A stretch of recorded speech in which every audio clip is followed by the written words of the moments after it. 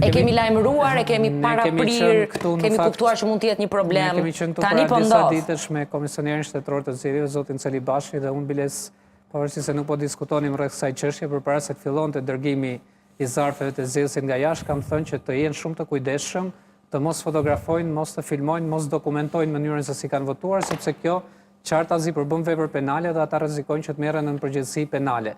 Sigurisht për atë sa kemi mundur e kemi bërë ndërgjegjësimin edhe tek zgjedhësit, përfshirë edhe tek ata që janë antarë simpatizantë mbështetës të Partisë Demokratike, por gjithsesi nganjëherë pavarësisht përpjekjeve dhe mundësive që ti ke, nuk arrin ndoshta të çdo zgjedhës që të qosh mesazhin. Ajo që duhet të them unë, duhet ta shohim si filloi ky fenomen.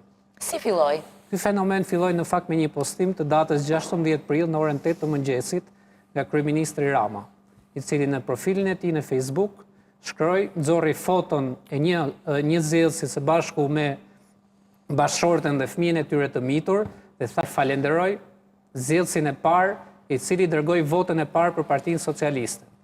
Pra praktikisht zoti Rama ka pasur një nxitje thua nga kryeministri. Kishte jo vetëm dijeni se si kishte votuar ky zgjedhës, por i publikoi edhe imazhin personit. Pra kushdo në Shqipëri mori informacion se si ka votuar ky person së bashku me bashkëshorten e tij.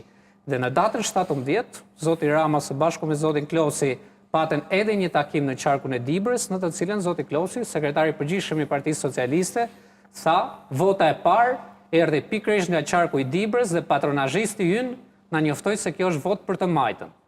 Tani me të drejtë, një zgjedhës i cili jo detyrimisht ka formimin, informacionin, eksperiencën, pozicionin zyrtar të kryeministrit apo të zotit Klosi, ku sheh kryeministrin dhe zoti Klosi që shkelin haptazi shtetësinë e votës, mendojnë që s'qen ka shumë problematike që ne t'ja kursejmë, po themi vetes një postim që me siguri ata e bëjnë nga dashamirësia apo nga mbështetja që kanë për një subjekt të caktuar. Nga ngarkesa politike që mund të kenë për të treguar që ka dhe vota për opozitën në diasporë. Motivet dhe qëllimet mund të jenë nga më ndryshmet. Po unë mendoj që ne do të shohim si filloi kjo gjë. Dhe ne kemi parë që pas këtij postimi të kryeministit Rama dhe pas kësaj deklarate të bërë publike nga zoti Klosi, që janë shpërndarë në gjitha mediat e vendit, pam pastaj një lumë fotosh, videosh, mesazhesh të ndryshme. Për t'i ndarë dy momente. Nëse një zgjedhës dokumenton me foto, me video apo në një mënyrë tjetër procesin e vetvete, pra marrjen e zarfit, hapjen, po jo plotësimin, pra jo efektivisht votën, kjo nuk është problematike, sepse në fund të ditës nuk na ka dhënë informacionin të mënyrës se si ai ka votuar. Nëse tregon qartazi mënyrën se si ka votuar, kjo në vetvete bëhet problematike dhe unë i bashkohem asaj që tha Marsidi, që t'i bëjmë ftesë çdo zgjedhësi nga jashtë që mos të bëjë publike votën e tij. Të ruaj atë që është parim themelor kushtetues. Vota është vetjake, është e barabartë, është e fshehtë. Dhe kjo është arsyeja që ne në Kodin Penal kemi parashikuar ndëshkim për atë që shkel fshehtësinë e votës. Është njësoj Jonida, për procesin që zhvillojmë brenda vendit, të hiqet ajo, ke parasysh kur shkon për të votuar ka një dhomë të fshehtë.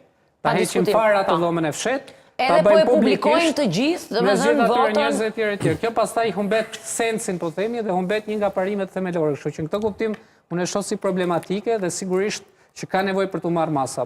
Po e them edhe këtë se besoj që ka rëndësi në këtë pjesë të parë. Ne kemi bërë një kallëzim penal në fakt që ditën e parë ndaj kryeministit Rama dhe zotit Klosi për shkelje të fshehtësisë së votimit, sepse ajo çfarë bën ata ishte një vepër penale e konsumuar publikisht dhe gati e thënë kështu me krenari që ne po shkelim ligjin. Tani. Flogert, doja në fakt po okay. Ne mendja jo, mund vazhdoj. Jo, s'ka problem.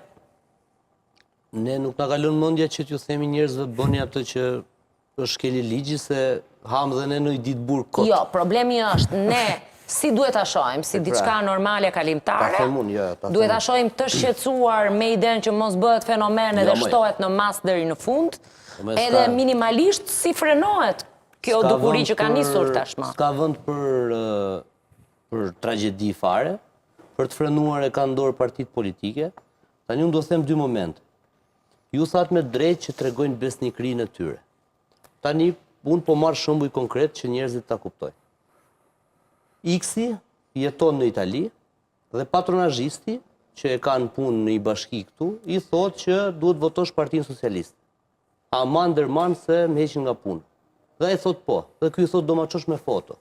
Dhe ai e çon me foto ose me video në WhatsApp. Kjo është një gjë.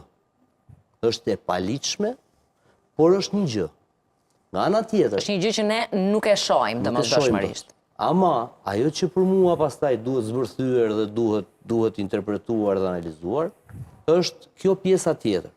Kjo nuk është rasti.